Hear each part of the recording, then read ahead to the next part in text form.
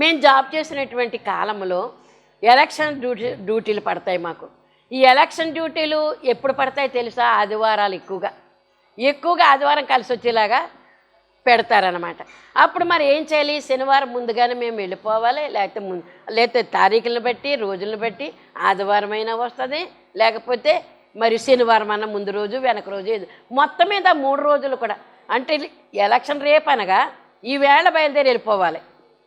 రేపు కనుక ఆదివారం అయ్యి ఉంటే మాకు ఆరాధన ఎక్కడ ఉంటుంది? అక్కడ మేము డ్యూటీ చేసుకోవాలి. అక్కడ ఆ డ్యూటీ చేసుకోవాల్సి వచ్చినప్పుడు ఏం చేసేవాళ్ళం తెలుసా? ఈ వెళ్ళాము, ముందు రోజు వెళ్ళాం కదా, మాకు ఒక షెల్టర్ ఇస్తారు. ఒక స్కూలా లేకపోతే ఒక హాలా, కమ్యూనిటీ హాలా, ఏదో ఒకటి. ఎలక్షన్ డ్యూటీకి వెళ్ళినటువంటి వారందరికీ కూడా ఒక షెల్టర్ ఇస్తారనమాట. ఆ షెల్టర్లో పడుకోవాలి. కిందే పడుకోవాలా, పైన పడుకోవాలా, ఎక్కడ పడుకోవాలా, మూకుముడుగా పడుకోవాలా, ఎలా పడుకోవాలో అక్కడ వాళ్ళు ఇచ్చిన దాన్ని బట్టి మేము అక్కడ రాత్రి వర్క్ చేసేసుకోవాలి. రేపు ఉదయానికి కావాల్సినటువంటి ఓట్లన్నీ కూడా సిద్ధం చేసేసుకోవాలి. మూరలు కొట్టేసి సిద్ధం చేసేసి ఉంచుకోవాలన్నమాట. కట్టలు కట్టేసి సిద్ధం చేసుకోవాలి, డబ్బాలు సిద్ధం చేసుకోవాలి. పొద్దున్న మళ్ళీ 5 అయ్యేసరికల్లా మళ్ళీ సీట్లో కూర్చోవాలి. కొన్ని పంచాయతీ ఎలక్షన్స్ అయితే కనుక 6ంటికి మొదలు పెట్టేస్తూ ఉంటారు, లేకపోతే 7ంటికి మొదలు పెడతా ఉంటారు. ఆ టైంకి ముందే 1 గంట ముందే మళ్ళీ ప్లేస్లో కూర్చోవాలి. సిద్ధబాటు అంటే చెప్తున్నాను మీకు నేను. అది ఆదివారం వస్తే కనుక చేసేటువంటి పని ఏంటి? అందుకే మేము 3 గంటలకే లేచి అవి చలి నీళ్ళో, ఐసు నీళ్ళో, ఏ నీళ్ళో మాకు తెలియదు. ఆ రాత్రికాల సమయంలో నా నీళ్ళు ఏంటో చూసుకుని పర్వాలేదు అనుకుని ఆ పాయింట్ దగ్గరికి వెళ్ళిపోయి గబగబా ఎవరో లేవకముందు, మా స్టాఫ్ ఎవరో కూడా లేవకముందు స్నానాలు చేసేసి, అంటే మా క్రైస్తవ మరి ఓట్ల లిస్టుకి మేము డ్యూటీకి వెళ్ళినప్పుడు, ఎలక్షన్ డ్యూటీకి వెళ్ళినప్పుడు క్రైస్తవులు అయినటువంటి ఒకరుంటే ఒకళ్ళం, ఇద్దరుంటే ఇద్దరం కలిసి ఏం చేసేవాళ్ళం అనుకునే వాళ్ళం. పడుకునేటప్పుడు ఇన్నింటికి లేవాలని ఆ పాయింట్ దగ్గరికి వెళ్ళి శుభ్రంగా స్నానం చేసేయాలని చేసేసి ఇడిచేసి కట్టుకోవాల్సిన బట్టలు కట్టుకుని అప్పుడు ఒక మూలక చేరి ఈ ఆరాధన క్రమాన్ని చేసుకుని ఒక పాట పాడుకుని ఆరాధన క్రమం చేసుకుని అక్కడే మమ్మల్ని చూసి ఇతరులు కూడా వచ్చేవారండి. గొప్ప స్నానం చేసేసి మేము మొదలు పెట్టేసరికి వచ్చేవారండి. 2-3 ఎంప్లాయర్స్ మా దగ్గరికి వచ్చి కూర్చుని, 4 5 వీళ్ళు ఏదో పాట పాడుకున్నారు, దేవుడు ప్రార్థన చేసుకున్నారు అనుకుని వాళ్ళు వచ్చేసి మోకరించారు. మేము కానుకేస్తుంటే వాళ్ళు కూడా కానుకేసేవారండి. అంటే సహవాసం అన్నమాట. కనుక సహవాసాన్ని బట్టి వాళ్ళు కూడా కానుకేస్తారు. అదంతా కూడా పొట్లం కట్టి మళ్ళీ ఆదివారం నాడు చర్చిలో మనం కానుకల డబ్బాలో మనం వేసేసుకోవడం అనమాట. ఇప్పుడు ఏమైంది? మనకి ఆదివారం ఆరాధన దొరికిందా లేదా? ఎక్కడ పడితే అక్కడ దేవుడు ఉంటాడా లేదా? ఎక్కడ పడితే అక్కడ ఉన్నాడు దేవుడు. కనుక ఆ స్థలాన్ని దేవుడు ఆరాధన స్థలంగా చేసేస్తాడు మనకు అనుకోవాలన్నమాట. అందుకే ఆరాధన పోగొట్టుకోకూడదు. మనం ఎక్కడుంటే అక్కడ చేసుకోవలసినటువంటి వారమై ఉన్నాము. ఈ విషయాన్ని గమనించండి ప్రతి వారు కూడా. నాకు చోట్లేదండి, వెళ్ళలేకపోయానండి, ఇన్ని ఆదివారాలు పోగొట్టుకున్నానండి అనేటువంటి మాట మన దగ్గర రావడానికి వీల్లేదు. కనుక 70 ఆదివారాలు వారు నిర్లక్ష్యం చేశారు. 70 సంవత్సరాలు అనుభవించవలసి వచ్చింది. ఇప్పుడే తెలుసుకోండి. మనం కూడా ఇతరులకు చెప్తూ ఉండాలి, ఆదివారం మానకండి అమ్మ, ఎక్కడున్నా సరే అక్కడికి వెళ్ళిపోండి మీరు. అక్కడ దేవుడు ఉంటాడు. దేవుని ఆలయంలో ఎవరుంటారు? దేవుడు ఉంటాడు. అదే స్థలము, ఆ స్థలంలో అది చెట్టు కింద, లేకపోతే ఒక డేరా కింద, లేక టెంట కింద, ఎక్కడ మనం ఉన్నాము అక్కడే. బైబిల్ కూడా తీసుకుపోవాలి, ఆరాధన పుస్తకం కూడా తీసుకుపోవాలి. ఇది మనకి దేవుడు నేర్పించడం గొప్ప సత్యం అని మీకు తెలియజేస్తూ ఉన్నాను. కనుక ఆరాధన. అందుకే ఇప్పుడు ఏమన్నారంటే ఈ దానియేలు అనేటువంటి ఈ గ్రంథంలో 70 సంవత్సరాలు ఆ చెరలో ఉన్నటువంటి బిడ్డలైనటువంటి వారి దేవుణ్ణి వారు విడిచిపెట్టకుండా ఎలాగ నిలుపుకున్నారు. ఏం చేయమంటారండి? అక్కడికి వెళ్తే మరి ఆ దేవతని వాళ్ళు పూజిస్తున్నారు, మేము ఏం చేయము, కాసేపు అక్కడే ఉన్నామండి, ఆ దేవత దగ్గరే ఉన్నామండి, వాళ్ళు చేసుకున్నట్టు అక్కడే ఉన్నామండి, మాకు చోటు లేదండి అంటే చోటు కల్పించుకోవాలి. నువ్వు కల్పించుకుంటేనే కానీ అది రాదు. లేదనుకుంటే కనుక లేదు. మళ్ళీ అక్కడికి వెళ్ళవలసిన పని ఏంటి నీకు? నీ దేవుడు నీ దగ్గర ఉన్నాడు, నీ వాక్యం నీ దగ్గర, నీ పాట నీ దగ్గర ఉంది, నీ కంఠవాక్యాలు నీ దగ్గర ఉన్నాయి. నీకు నువ్వు అక్కడ నిలబడి నీ దేవుని గణపరచు. అప్పుడు దేవుని గణపరచు వారిని ఏం చేస్తాడు? దేవుడు వారిని గణపరుస్తాడు. మొదటి సమూయేలు గ్రంథంలో 3వ అధ్యాయంలో నన్ను గణపరచువారిని నేను గణపరుస్తానన్నారు. కనుక ఆదివారాన్ని గణపరచాలట, సంఘాన్ని గణపరచాలట, ప్రభువుని గణపరచాలట. మన యొక్క జీవితంలో చేసేటటువంటి విషయాలు ఇవి. కనుక గణపరచుట అంటే ఆయనను పూజించుట, ఆయనకు ప్రార్థన చేయట, ఆ వాక్యం చదువుకునట. కనుక ఎప్పటికీ కూడా ఇది మానడానికి వీలు లేదని మనం అర్థం చేసుకోవాలి. నిత్యము తెల్లవారుజామున 1 గంట సన్నిధి చేసుకోవాలి, ఆదివారం ఆరాధన చేసుకోవాలి. ఈ ఆరాధన చేసుకునేది ఈ విధంగా చెప్పాను మీకు. గంట సన్నిధి కూడా చుట్టాలింటికి వెళ్ళినప్పుడు అందరూ చుట్టాలండి, కాలు కదపడానికి కూడా చూడలేదు అనుకున్న టైంలో కూడా ఏం చేయమని చెప్పాను మీకు, చెప్పాలి. ఎక్కడ పడుకున్నామో అక్కడే లేచి కాళ్ళు చేతులు కడుక్కుని వచ్చి ఆ నోరు కడుక్కుని వచ్చి అక్కడే మోకరించు. నువ్వు పడుకున్న చోటు ఇచ్చారు కదా, చోటు లేకుండా లేవు కదా నువ్వు. ఓ 10 మందో 15 మంది ఇలాగ అడ్డంగా పడుకున్నారనుకోండి, ఇదే హాల్లో ఆ చుట్టాలు ఉన్నప్పుడు ఫంక్షన్ ఏదైనా జరిగినప్పుడు ఒకళ్ళ మీద ఒకళ్ళు పడుకునే ఉంటాము. ఆ మాత్రం చోటు ఉంది కదా. అంచేత నీ చోటు నీకే ఉంది, దేవుడు ఇచ్చేశాడు నీకు. అక్కడ నీ నీడ నీ దగ్గరే ఉన్నట్టు నీ చోటు నీకు ఇచ్చేసాడు దేవుడు. అప్పుడు ఏం చేయలేదు, కాళ్ళు చేతులు నోరు కడిగేసిన శుభ్రంగా వచ్చేసి ఆ గంట సమయం అక్కడ గడపాలి. ఇది క్రమాలు. ఈ క్రమాలు మనం ఈ ఒంటిని ఇమిడిపోయి ఉండాలంటే ఎలాగ ఇమిడిపోవాలి ఇవి?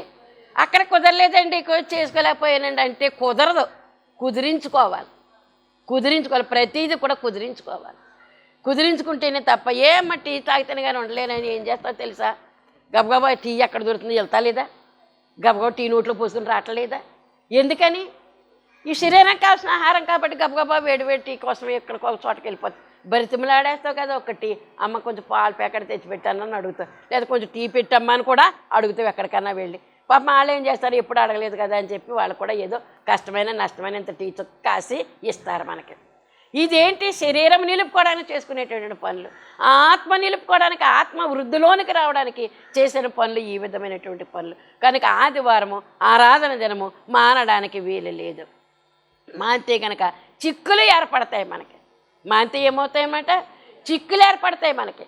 కనుక ఇంట్లోనైనా చేసుకో, ఏం పర్వాలేదు. ఇప్పుడు ఆఫీస్ టైం అంటే ఆఫీసులో చేసుకోండి అని చెప్పాను. నువ్వు ఎక్కడికి వెళ్ళడానికి కాదు, ఇంట్లోనే ఉన్నావు, ఆరాధన స్థలానికి వెళ్ళలేదు, నువ్వు ఇంట్లో చేసుకో. 1 గంట లేకపోతే 1 గంట అక్కర్లేదు, నువ్వు ఆరాధన చదువుకొని ఒక కానుక చేసుకో. అది అయిపోయింది, దేవుడు వచ్చేసాడు నీ దగ్గరికి. 1 నిమిషం చాలు, 1 పావు గంట చాలు, నువ్వు అక్కడ నిలబడి ఆరాధన గురించి ఆలోచన చేస్తూ ఉండేటటువంటి పరిస్థితి. అప్పుడు మనం ఏమనుకోవాలంటే, నాయన ఆరాధనకి వెళ్ళలేకపోయాను, ఆరాధనాశీర్వాదాలు నాకు ఇచ్చినందుకు నీకు వందనాలు. ఏమనుకోవాలి? ఆరాధనాశీర్వాదం నాకు ఇచ్చేసినందుకు నీకు వందనాలు, ఇదిగో చేసుకున్నా, నీ కొంచెం సేపు చేసుకున్నా, నీ కొంచెం టైమే నాకు దొరికిందని చెప్పి మీరు చేయవలసినటువంటి పని అనమాట. అది ఎప్పుడనమాట? క్లిష్ట పరిస్థితుల్లో, ఇంకా ఎక్కడికి వెళ్ళలేనటువంటి క్లిష్ట పరిస్థితుల్లో చేయాలి తప్ప, ఇలాగ ఆవిడ చెప్పింది కదా అని చెప్పి ఇంకా నువ్వు వీలుండి కూడా ఇక్కడికి రాకుండా ఇంట్లోనే ఏదో చేసేసుకుందామంటే కుదరదు. కానీ పరిస్థితుల్లో, క్లిష్ట పరిస్థితుల్లో ఈ సులువు మార్గాన్ని దేవుడు మనకి ఏర్పాటు చేస్తాడని మనం చెప్పుకోవలసినటువంటి వారమైన. కనుక ఇక్కడ మనం చూసినట్లయితే దానియేలు గారు మరియు ఒక మనుషుడై ఉన్నాడు. దానియేలు గారు ఎవరై ఉన్నారు? ఒక మనుషుడై ఉన్నాడు. అందుకే 6వ వచనంలో ఏమనుందంటే, యూదులలో నుండి అంటే యెరూషలేమును కొల్లగొట్టడానికి మరి రాజు నెబుకద్నెజరు రాజు, చూడండి మొదటి వచనంలోనే ఉంది చూడండి ఒకసారి. యోధా రాజుకు యెహోయాకీము ఏలుబడిలో 3వ సంవత్సరమున బబులోను రాజుకు నెబుకద్నెజరు యెరూషలేము మీదకి వచ్చి దానిని ముట్టడి వేయగా. ఈ రాజు ఏం చేస్తాడనమాట అండి? బబులోను రాజు, బబులోను దేశం యొక్క రాజు యెరూషలేము మీదకి వచ్చి దానిని ముట్టడి వేసి అక్కడ ఉన్నటువంటి యెరూషలేము దేవాలయాన్ని కొల్లగొట్టి అందులో దేవుని సన్నిధిలో ఉన్నటువంటి ఆ వస్తువులన్నింటినీ కూడా పట్టుకుని మరి అక్కడ చంపవలసిన వారిని చంపేసి కొంతమంది యూదులను, వారు ఎటువంటి వారై ఉన్నారటండి? జ్ఞానవంతులైనటువంటి వారు కనిపించారటండి. జ్ఞానవంతులుగా అదేంటి? జ్ఞానవంతులకు కూడా కనిపించేస్తారా? వాళ్ళు ఏంటో మనకు తెలియకుండా ఆ ముఖం తెలియక జ్ఞానవంతులని తెలిసేసుకుంటామా మనము? ఇది దైవ దృష్టి ఉంటే కనుక తెలుస్తుంది అన్నమాట మనకి. దైవ దృష్టి మనకు లేకపోతే కనుక ఎంత జ్ఞానవంతులని వెర్రోడాడు అనుకుంటాం. ఆడు వస్త్రధారణ సరిగ్గా లేకపోతే కనుక వాడికి ఎందుకు పనికిరాడు అనుకుంటాం. తీరా చూసి ఆ వస్త్రధారణ చూసి పనికిరానోడు అనుకుంటే కనుక వాడు అంటే ఎంఈఓ చేసి రిటైర్ అయిపోయినాడంట, పెద్ద పెద్ద ఆఫీసర్లు చేసి రిటైర్ అయిపోయిన అంటాడు. ఇప్పుడు ఏమైపోయాడు? పరిస్థితులు బాగోక ముష్టివాళ్ళగా బీదవాళ్ళగా కనబడతాడనమాట. వాడికి ఉన్నటువంటి లెవెల్ ఎంత లెవెల్ ఉందో, ఎన్ని వేల మందిని అదుపులోకి పెట్టాడు అతను, ఎంత ఆఫీసరు. వేషధారణ అన్నారు, ఇది కూడా కథ ఉంది మనకి. వేషధారణ అంట. ఒక ఫంక్షన్కి ఒక బ్రాహ్మడు చిరిగిన పంచితో చిరిగిన తువ్వాలతోటి వెళ్ళాడు భోజనానికి. పాపం ఫంక్షన్కి వెళితే అక్కడ ఏం చేశారంట? ఇసురు కొట్టేశారంట.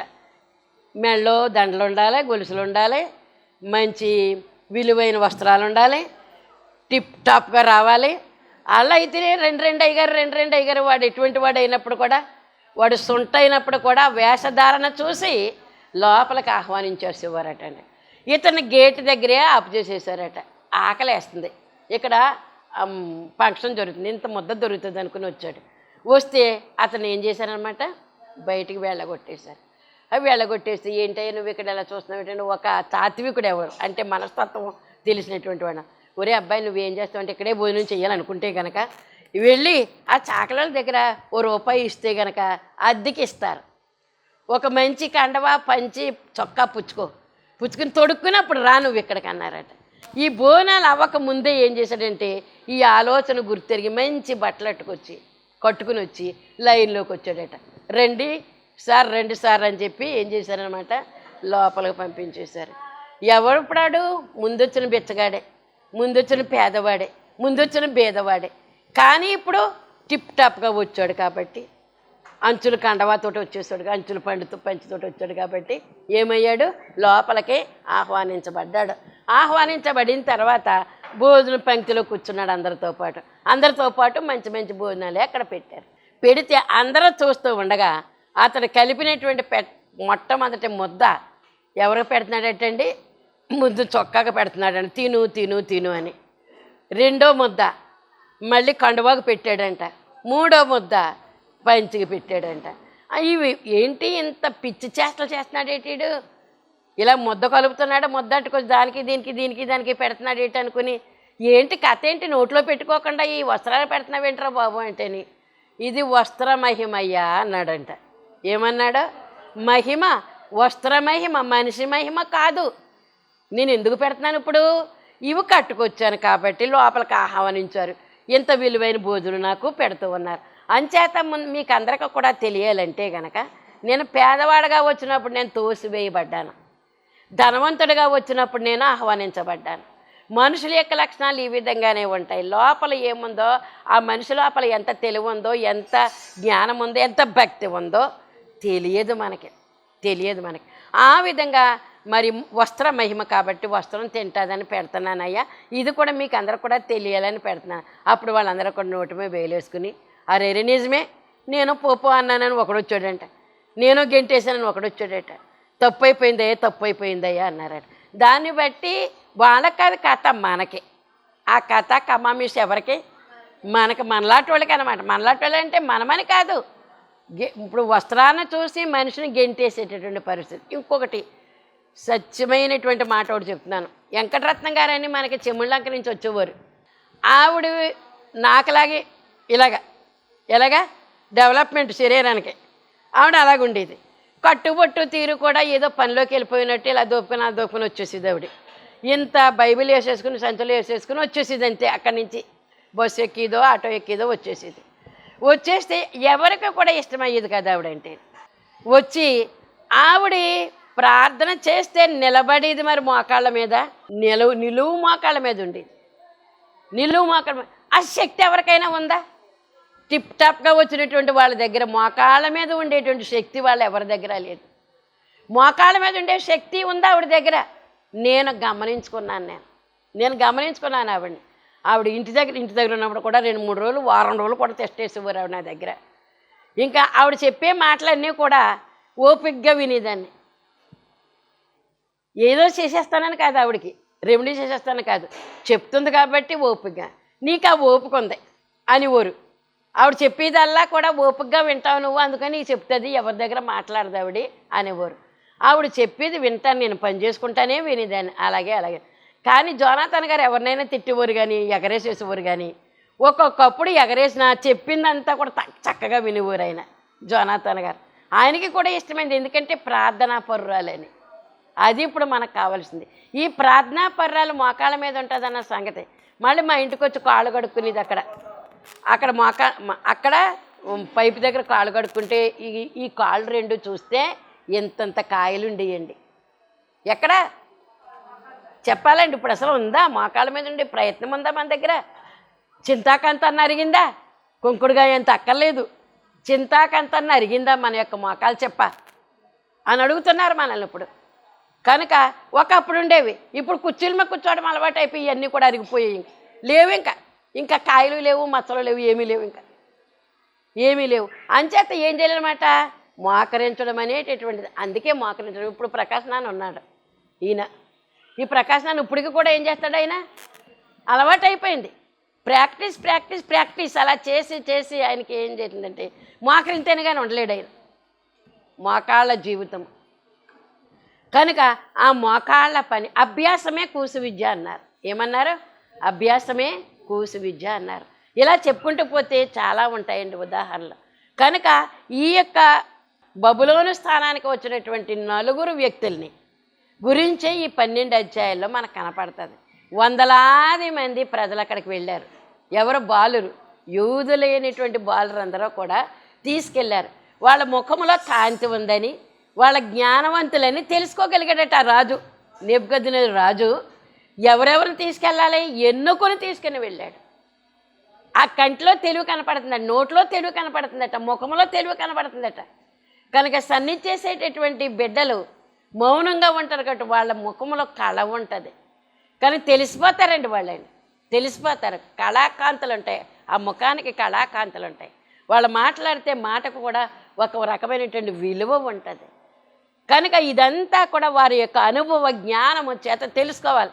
మనము కూడా వాళ్ళని అనుభవ జ్ఞానం చేత మనం తెలుసుకుంటూ ఉండాలి.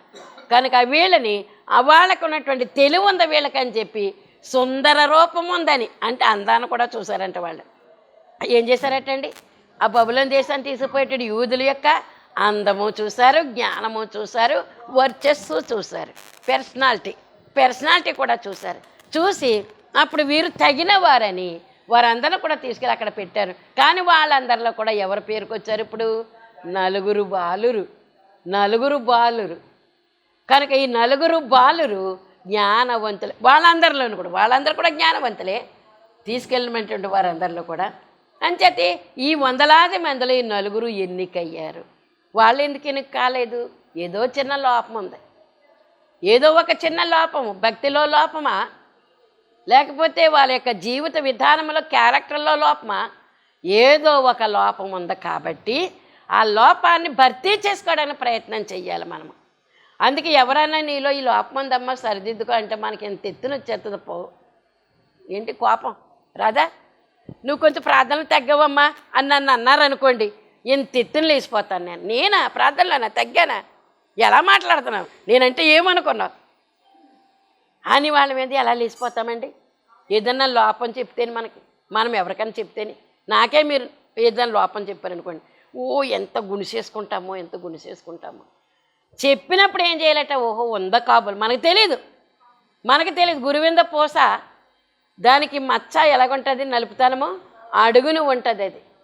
అది పైనుండి ఏమనుకుంటుంది, నేనంతా కూడా ఎంత ఎరుపో నాయని తెరిపి ఎవరో లేరు, ఏ గింజలకి కూడా లేవు, నాకున్నటువంటి నలుపు ఎక్కడా కూడా లేదు నాకు ఇంకా అనుకున్నా. దాని ముడ్డు కిందే ఉంది.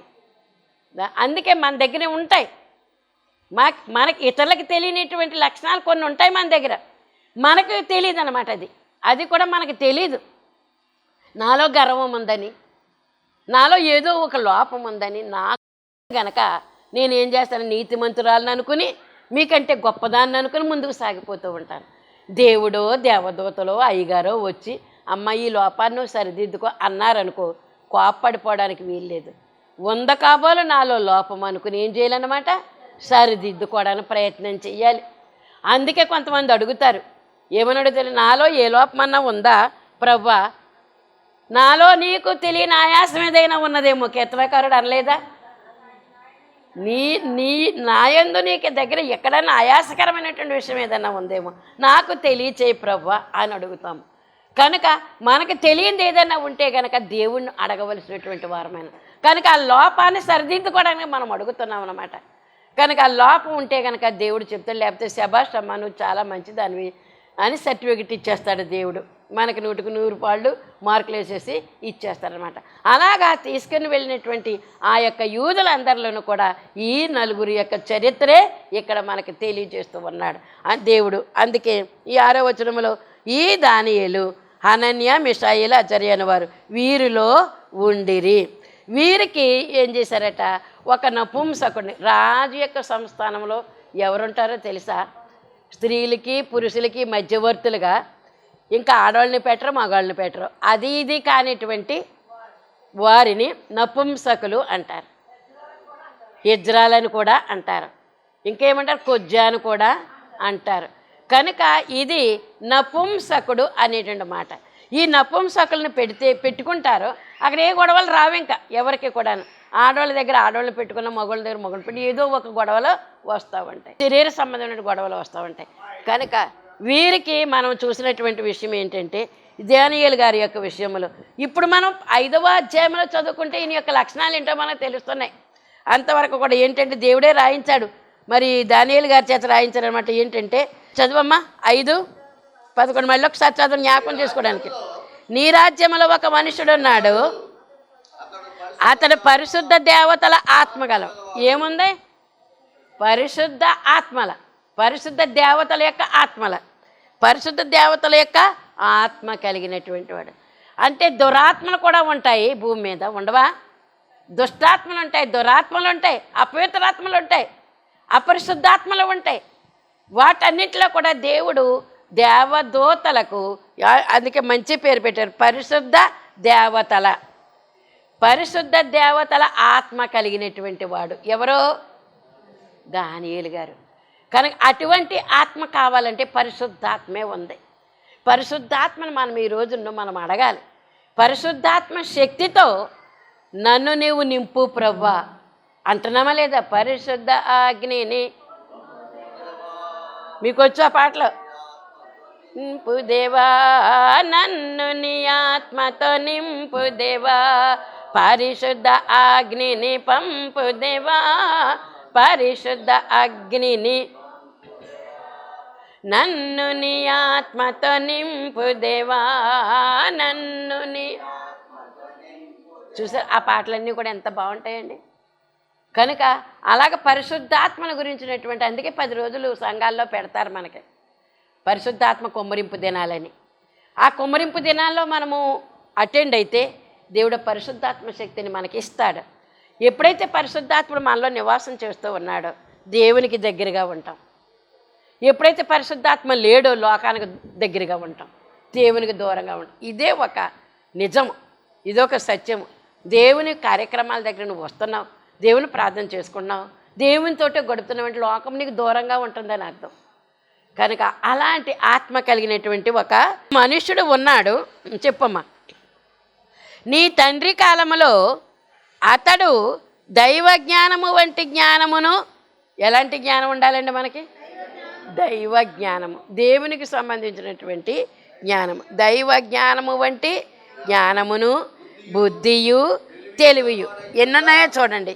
ఇవి 3 కూడా, జ్ఞానము, బుద్ధి, తెలివి, 3 ఒకదాని మించి ఒకటి ఉంటాయి. అంతా ఒకటే, జ్ఞానం అన్నా బుద్ధి అన్నా తెలివి అన్నా ఒకటే.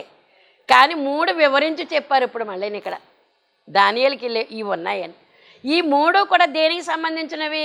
దేవునికి సంబంధించినవి. అంటే దేవుని జ్ఞానము, దేవుని బుద్ధి, దేవుని తెలివి, ఇవి ఉన్నాయని మనం అర్థం చేసుకోవాల్సినటువంటి వారమై ఉన్నాం.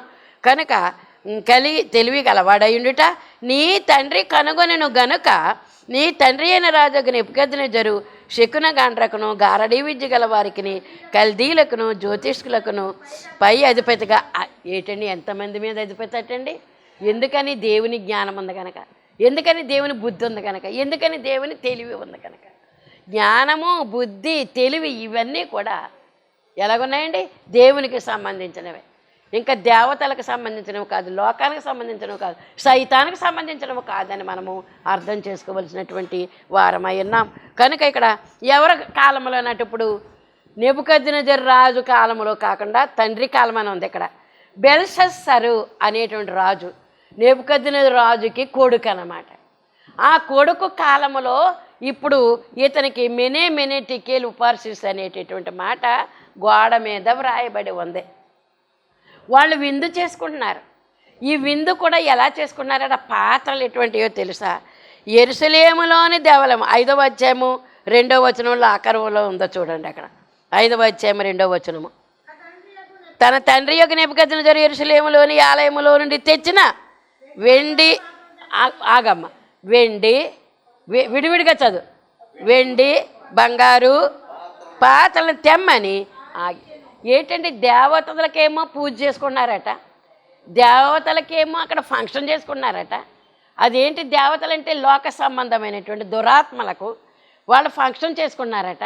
ఆ ఫంక్షన్ చేసుకునే టైంలో వాళ్ళకి పాత్రలు లేవా? రాజులు కదా, ఏనాటి నుంచో రాజులు కదా, వాళ్ళకి బంగారం లేదా, వెండి లేదా? వెండి పాత్రలు లేవా, బంగారు పాత్రలు లేవా? కానీ వారి యొక్క సంతోషం ఎలాగంట, యెరూషలేము దేవాలయంలో ఉన్నటువంటి పాత్రలు తెచ్చి ఆ వెండి తెచ్చుకున్నారు. వాళ్ళు అక్కడ రథంలో నుంచి ఆ వెండి పాత్రలు బంగారు పాత్రలు తెచ్చుకున్నారు. కాబట్టి ఆ తెచ్చుకున్నటువంటి ఆ పాత్రలు తెప్పించుకున్నారటండి. అందులో ఈ ద్రాక్షరసం వేసుకుంటారు. వాళ్ళు విగ్రహానికి అర్పించినటువంటి ద్రాక్షరసమో, విగ్రహానికి అర్పించినటువంటి మాంసమో, ఆ యొక్క కూరలో ఏదో ఒకటి విగ్రహానికి అర్పణ చేసినటువంటి వస్తువులు, పదార్థాలు ఈ దేవుని సన్నిధిలోకి వచ్చినటువంటి పాత్రలలో వేస్తారట. అది కూడా మనం అర్థం చేసుకోవాలి. కనుక కొన్ని పాత్రలు మనం కొనుక్కునేటప్పుడు విగ్రహాల యొక్క బొమ్మలు ఉంటాయండి, ఉండవా? విగ్రహ బొమ్మలు ఉంటాయి. అది మనం తినాలా? అందులో తినొచ్చా, తాగొచ్చా? వెంటనే విడిచిపెట్టేయాలి. తెలియక తిన్నాను చెప్పు తిన్నామేమో, తెలియక తాగామేమో. ఆ పాత్రల మీద బొమ్మలు, హిందూ బొమ్మలు, పూజలతో ఉండే బొమ్మలు, ఆ విగ్రహంతో ఉండే బొమ్మలు ఉన్నటువంటి పాత్రలు మనకు వస్తూ ఉంటాయి. ఎవరో ఒకరు గిఫ్ట్గా ఇస్తూ ఉంటారు మనకి. తెలియని రీతిగా కొనుక్కుని తెచ్చేసుకుంటాం మనం. అలాంటి పరిస్థితుల్లో మనకి చేయవలసిన పని ఏంటి? బాబో ఇచ్చి అనాలన్నమాట. మనం అది చూడగానే అసహ్యించుకోవాలి మనం. కానీ కొంతమంది ఏం చేస్తారు తెలుసా? సమర్థించుకుంటారు. ఎందుకు? ఆ కంపెనీ కూడా అలాగే వేసాడు, మనం ఏమన్నా పూజ చేస్తామా దీనికి? అవునా కదా? అలాగే ఏం చేస్తామంటే కాంప్రమైజ్ అయిపోతాం అన్నమాట. మనం ఏమైనా తెచ్చుకున్నామా, మనం ఏమైనా చేయించుకున్నామా, ఒకవేళ తింటున్నామే అనుకో, దాని మీద బొమ్మ ఉందనుకో, మనం ఏం పూజ చేయట్లేదు కదా, అందులో పదార్థం తింటున్నాం అంతే అనుకుని సరిపెట్టేసుకునే పరిస్థితులు కూడా ఉన్నాయి. కాంప్రమైజ్ అయిపోతాం మనం. అలా కూడా అవ్వడానికి వీల్లేదు, అలా కూడా అవ్వడానికి వీల్లేదు. ప్రభువా నీకు వందనములు, స్తుతులు, కృతజ్ఞతలు తండ్రి. దీనులము, అయోగ్యులము, ఎందుకు పనికిరాని చెత్తలాంటి వాళ్ళం ప్రభా. కానీ మమ్మల్ని ఎన్నుకున్నావు, రక్షణ భాగ్యం ఇచ్చావు, నీ ఊపిరి పోసావు, నీ రక్షణ భాగ్యం ఇచ్చావు, నీ రక్తం ఇచ్చావు, నీ శక్తి మాకు ఇచ్చి నడిపిస్తున్న విధానమును బట్టి వందనాలు నాయన తండ్రి. నువ్వు శక్తివై ఉన్నావు, ఆ శక్తి మాకు దానంగా అనుగ్రహించావు. ఆ శక్తి వలన పనులు చేసుకోగలుగుతున్నాం, కదులుతున్నాము, నడుస్తున్నాము, పనులు చేసుకోగలుగుతూ ఉన్నాము తండ్రి. వందనాలు. కనుక నాయన వీటిని ఉపయోగించుకుని నీ నామ ఘనత కొరకు మేము సాక్షులు నిలబెట్టడానికి అవకాశం కలిగించమని విని వర్తమానము అందరిలోనూ ఫలించుటకు నా తండ్రి కృప కుమ్మరించుమని యేసు అతి పరిశుద్ధ నామమున అడుగుచున్నాను పరమ తండ్రి. ఆమేన్. మరణాత.